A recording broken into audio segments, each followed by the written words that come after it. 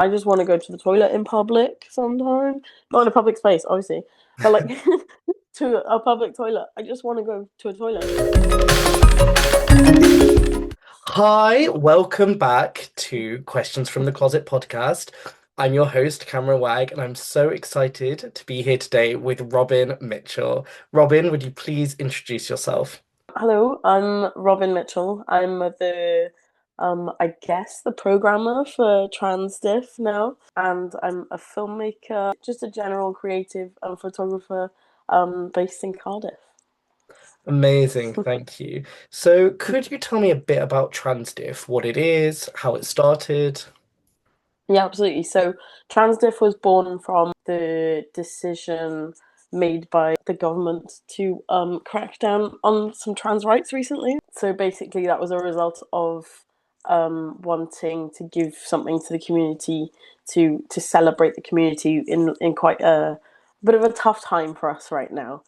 Just a little sprinkling of niceness of celebration and basically, it's come from Lesdiff, Cardiff International Lesbian Film and Arts Festival, which started in back in 2022, which I've been involved in from the start. So that's led by my supervisor from my masters, who set that up, Rachel Dax, absolutely amazing person, one of the best people around. So she kind of had the idea to bring around Transdiff throughout the process of that, because trying to make a lesbian festival inclusive and part of that kind of thing was to kind of bring about a sibling festival to help with that as well. Yeah, it's just a nice. I like films. I'm a filmmaker, so it was just nice to get some kind of involvement in that. And she brought me on in January this year. It wasn't even that like long ago. And we had Oh, our first debut of the festival in on the 1st of February this year. so it was pretty short Yeah. turnover then. Yeah, just a little bit, just a Was little it bit. was it stressful?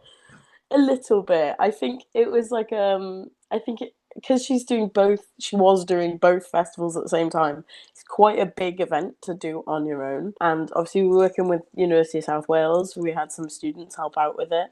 But obviously everyone kind of wants to chill out in Christmas time. So starting that was just a challenge in the first place. I was like, Rachel, really, this is like of all the times in the year. You were thrown in the But deep yeah, end. exactly. But that's I kind of love that because it made me just like learn so many things in one go that I wouldn't have learned otherwise. Or it just, I think, like having that pressure of jumping in the deep end straight away means that next year, because I'll have like 6 months, I'm planning from like maybe September to get started on planning for the next one. At least I'll have a bit more time to chill and then put even more detail into it and, have some extra little things here and there to add in. Yeah. Yeah, could you tell me a bit about the festival this year? Sort of what was shown, how many people attended? Yeah, so we had I don't know the numbers exactly, but we had like a good amount of people for each one. I think we had maybe I know for the we had like a trans masculine shorts program to start the day. Amazing. I think that completely sold out. And then it was two features after that, or one feature after that. It's such a blur. But we had like good numbers. We had like at least 40 in for each of the features, which is like you've got to fill when you've got to fill quite a big theatre in that space. Like 40 is like a very good number. And Definitely. considering it was probably like pay week the week before, we had lots of like last minute bookings as well because January is, a tough month. But yeah, we had very, very good numbers. So it's definitely like secured it for another year for sure. Yeah. Amazing. Could you tell me a bit about the future of Transdiff? How is it looking for next year? Yeah, so I went to BFI Flair back in March and like I went with Rachel and we kind of scoped out some films and stuff, judged the kind of the themes as well because it's quite important to have a theme for the day or at least for like a program. So with like shorts, we tend to have a theme and then there's two features or three features that kind of connect to that theme or completely different but are still like have trans representation and stuff like that. And there was two from BFI Flair that I'm like, definitely that's coming on the list. obviously, like, I still have to reach out to them to find out if I can use it and stuff. And then there was an amazing feature from BFI that I'm definitely going to use. I'm not saying anything yet, but like it's probably one of the best trans films I've like ever seen.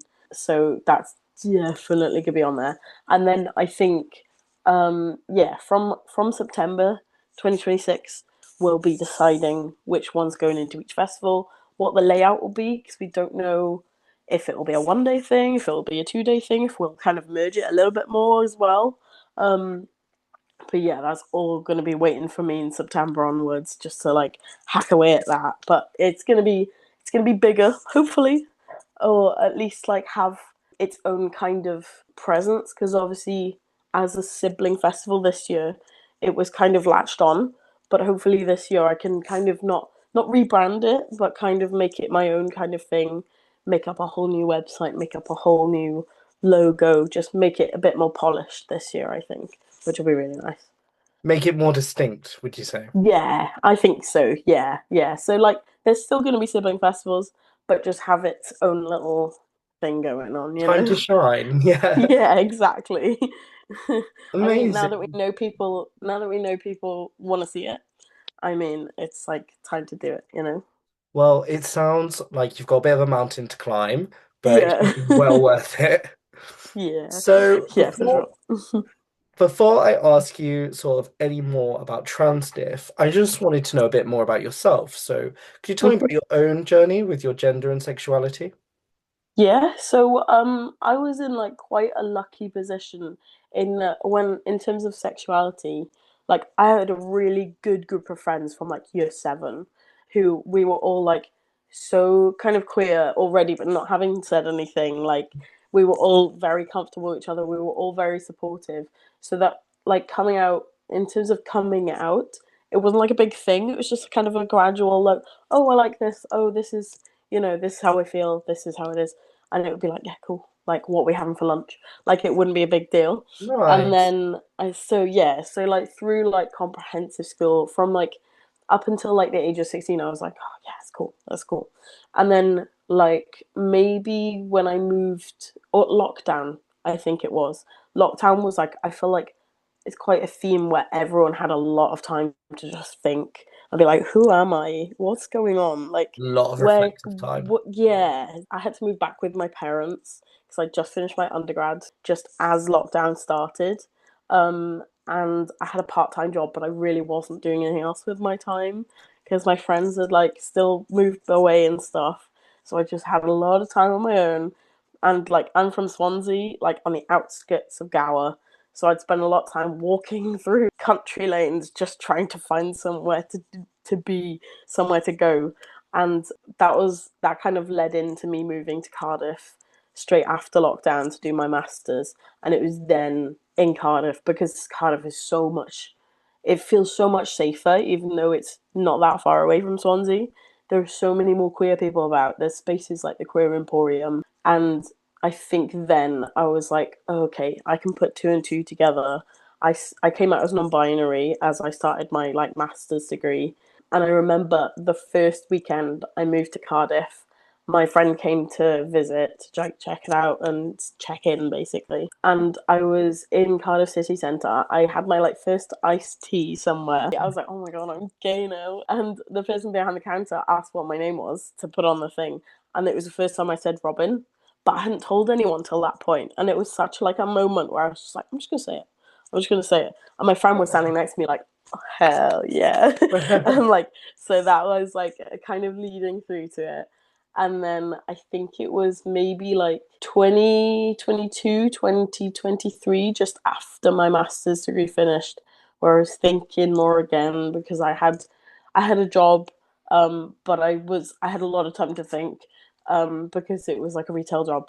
And then I came to terms with the fact that maybe it's like a bit more than non-binary. Maybe it's like a trans mask thing. Maybe it's something like that. And I'd seen more people in the media, like Elliot Page, and lots of different representation that I was like, oh, this kind of matches me a little bit more. And then I slowly like eke that out. My colleagues at work, we're all very supportive. We're like in a little bubble, like a little queer bubble. It's great. And so I kind of broached them with that to be like, hey, I think I want to change my pronouns. I just want to try this out a little bit. And then it's like stuck ever since. And then yeah, and then by the end of this month, hopefully, finally, I should be on testosterone, which is like a big Amazing. Well milestone. Yeah, done. I literally got the news like Congratulations. last week. Thank you so much. It's been a long wait. It's been about 4 years, but the Welsh Gender Service is actually the quickest. So I'm very lucky and I'm very privileged about that. But yeah, it'll be a nice relief by the end of this month to finally get onto that next milestone and move along, you know? Privileged is a word, but you still had to wait 4 years. Yeah, yeah. I mean, it's not ideal, and I know friends who joined the list. Like, it's that awkward thing where you're all supporting each other, and then your friend who joined the list like last year is like, "Oh, I could just pay," and then they get ahead of you, and then you're like, "Oh, I'm still waiting." So it is annoying, but I think it'll be worth the wait, and I am still very grateful. So, it's not too bad. I think once I'm on testosterone and I can move into that next bit because I've kind of been in wait mode for the last 4 years, Yeah. it'll be a lot nicer. Could be way worse. Well, congratulations again. Thank you. Going back to Transdiff, what conversations do you hope that it starts? I'm hoping it starts some conversations towards funding for these kinds of things. I think because I've still got so many scripts that I would like to make into like shorts and stuff. But there's funding there, but there's not. It feels like there's never enough. I know Film Cymru are doing really well. They've got some good, really good funding, and it's like targeted towards kind of marginalized communities and things like that. Amazing. Um, I think there could always be more access. I think it would be amazing if anyone, depending on what background you came from, working class, whatever, you could always make the same standard of film, the same amount of films. I would love to be like Rachel, who can just make a documentary every year. I know she puts so much into it, and she doesn't get funding for that either. So it'd just be nice to have more pots there available. And but also in general, I think Transdiff is just it's just a nice bit of community. It's a nice bit of making friends in the community where you wouldn't necessarily meet these people otherwise. It's also nice for like allies and like cis people to be there so they can see any issues, any things that come up in these films are actually real and actually happen. And just to have those conversations and have their perspectives of this if they're like going brand new, like fresh eyed into this, it's really nice to see that and just open-mindedness and just community. I feel like there's not many other places you can go and just watch trans films. Yeah. I don't know if there's any others in Wales that do it, any other trans film festivals. I know there's obviously some in England, but like just the accessibility of it is just another conversation to be had, you know. Going off what you said, do you think it's important for cis people to be watching films made and about trans people? Yes, absolutely. I mean, especially in Cardiff as well, because obviously Cardiff is so safe, and there's a lot more representation. Even if like my brothers, for example, or my parents, they've only ever lived in Swansea. They only ever have the same group of friends. None of them are queer, let alone trans, anything like that. People even from like an hour away who don't necessarily have those perspectives and those friends and those communities around them that they can visually see. I think it's very important for them because some people are quite safe in their shelteredness. And so, kind of exposing yourself to this and being more open minded, and just also just the fact that like I know there's a lot of like press. We're in the news all the time, but I almost want them to see that we're just people. We're kind of boring. We're not that exciting. Like it's not that deep kind of thing. It's like having that exposure to it and be like, oh, there's just kind of that's just them. Like it's not that deep kind of thing. I think the more people see us, the more we'll be normalized, and the more people go, oh, it's just them. You know, it's not even like there's no flinching. There's nothing to comment on. It's just a person. Like it's chill. I think that's just so important these days because I feel like the divide is getting bigger rather than smaller, and just bringing people together in those communities, making sure that they know that this is a safe space for them and for us, and just to be nice, to be kind, to be open-minded is just like a really important thing to do these days, for sure. Why do you think the divide is getting bigger? I think because of the government, because of media, because of mainstream media, um, because there's more. I feel like there's more restrictions on us than there are anything else these days. I feel like even like 7 to 10 years ago, we had more rights, and I feel like it's almost like I worked on a documentary this year with Lisa Power, and all of the things she fought for like gay rights and things like that, and I feel like it's back to that point for trans people now. And so we kind of need to just keep hammering home just to be heard a little bit. I think it's an excuse. I think we are scapegoated quite a lot just to distract from everything else that's going on. And I feel like it's so easy to do that with a group that's already been kind of marginalized for so long, that it's easy to just like, oh, it's their fault, it's them that are doing it. No, no, no. You're looking at the wrong 1%. You need to be looking up there. It's not about us. We haven't done anything wrong. We're just chilling. We're just trying to get on with our lives. Like, it's hard enough without people just blaming you for stuff that is nothing to do with you. And yeah, I think it's a definite time to fight back for sure. It's almost blaming you for just living. Literally, we're just trying to get by like everyone else. It's not that deep. Often I hear the metaphor of trans rights being the first domino, and then when that Hmm. will fall, inevitably sort of queer rights and other people's rights will go us again. Is that something that resonates? Yeah, I think for sure. I think existing, no matter where you go in public, there's always someone staring at you almost. It kind of gives you that kind of like paranoia sometimes. Like, it depends what space you go to. I mostly cling to very safe spaces, so it's okay. But I think it's time now. Now is kind of the very important time where we're either going to go all the way that way, or we're going to go all the way, or we're going to start almost going that way. And I think it's the things like the protests that have been happening in Cardiff. We've done one every year now, for the last couple of years. I'm kind of tired of doing them, but we still have to do it. And if there's anything I learned from Lisa Power, for sure, is that we need to just take a stand and get on and just do stuff rather than complaining sometimes. I feel like people need to really take action a little bit more.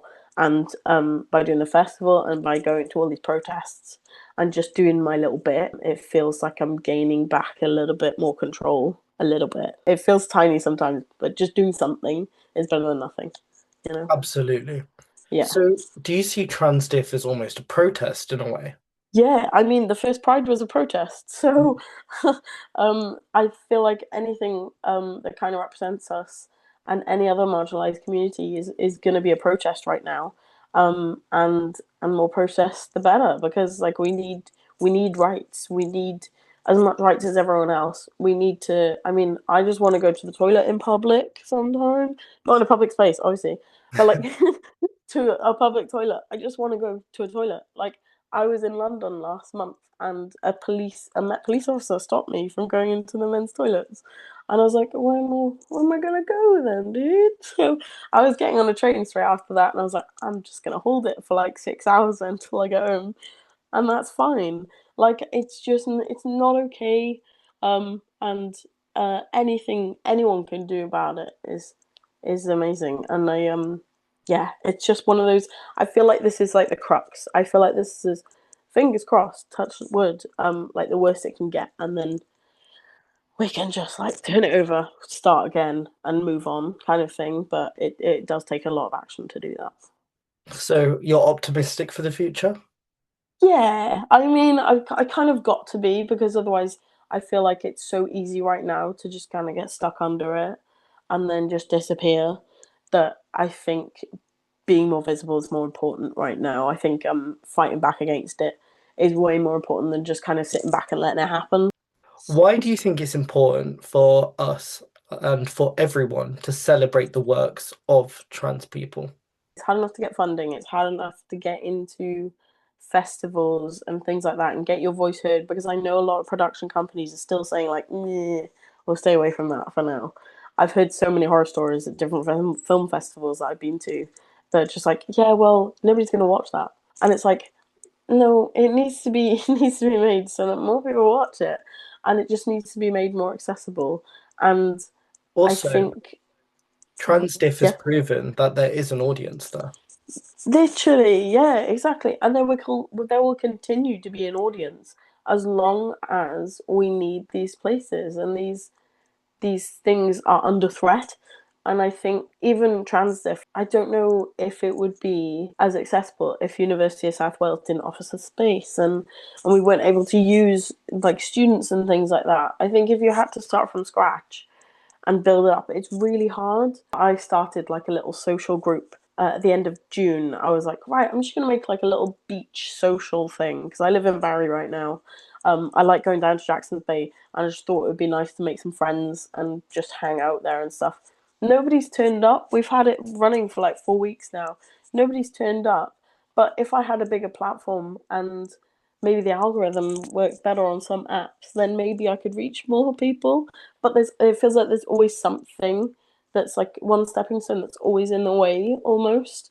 I don't know if it's the same for everyone else, but yeah, it just seems to be there's always something that's kind of holding back a little bit. Why do you think film, particularly, is something that should be consumed? What is it about that as a medium? I love any kind of visual media is amazing. Having trans actors in those roles as well, just very important. Definitely. Getting more trans actors out there because I know some trans actors who just cannot find roles. They cannot find jobs because it's such a like a but can you play this? Can you do that? They're just kind of ignored a little bit because it brings up a challenge somehow, even though they're just a person. I think film as a medium as well is there's so many films at the minute that might just be my opinion, but there's a lot of remakes happening at the minute, and I feel like trans Yeah. films and trans stories and films from their perspective are very different. They're things that people might not have seen before, so just having even just fresh films coming out is just nice. A lot of the films I've seen at like BFI Flare and things like that, they'll have a fully trans cast and crew as well. So just having that representation Everyone. in behind the camera, not even just in front, is really really nice. And I feel like the more trans films there are, the more normalized they are, the closer they can come to like mainstream. I still haven't seen a trans film like in the cinema. There's just nothing. So the more films that are made and the more accessible it's made to make these films, and the more producers are like, oh cool, that's a trans film, yeah, we'll take it, and not go, that's a trans film, are you sure, is it going to reach, like, it doesn't matter. Even if one person sees that and it impacts their life and it makes them feel safer and better, and that is what it is. That is what film should do. Nothing to do with money. It just film should just be a way that people can see themselves on screen. I think everyone deserves that, not just a select few.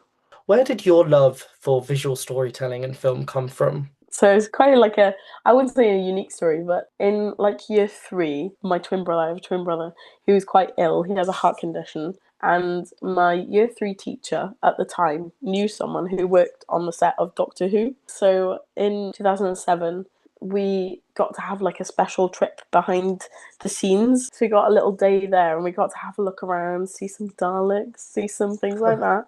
Some behind the scenes stuff. And like 7-year-old me was like, I need to do this. So like since then basically my goal was to like work on like some big high end TV or just work in production in some way, because that was just such a magical experience to see everything just there that was on the screen. That's just nuts. And yeah, so that's basically the reason I moved to Cardiff in like 2021, was I was like, it's so much closer to any kind of production stuff. Not really much going on in Swansea, so kind of feels like a hub of that kind of activity sometimes. That started it. And then when I was doing my undergrad in Swansea, my main focus was like on film. I was doing media and communications, but like film was like my main thing.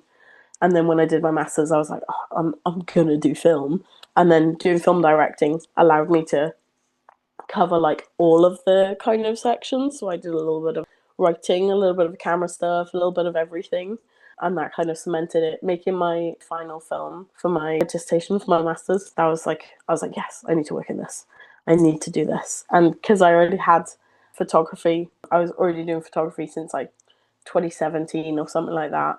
I think that just combined, I was just like, yes, I need to do something like that. So like anything to do with stills photography, anything to do with ADing. Since uni, I've had so many little experiences where I've just been able to try like lots of different things. It's just very much cemented that it's just an amazing industry. It's just having so many creatives put together and just being able to produce the most amazing stuff. It still feels little bit like magic when you're on set and everything's just like working and turning over, and you're like, whoa, this is going to be really cool. Like, seeing it from start to finish, just an amazing experience. Just, it's so satisfying. It feels magical. So Yeah. that was all the questions I had. Was there anything else you wanted to talk about? Or is there anything you wanted to plug? If you want to join a little social group for summer, Queer Tides Cymru. It's on Instagram. And then my account is just Robin Snaps. I do a bit of photography. Awesome. And then Transdiff, of Gosh. course. Yes, of course, Transdiff. Yeah. Oh Yeah. my god. Sorry. Yes, Transdiff. That's all on Instagram. Everything. I think some news will be coming this way. Maybe from like winterish time. There'll be some Exciting. news. Yeah. Well, Thank you thank you so so much. much, Robin. I really appreciate it. Thank you so much. That was amazing. Thank you.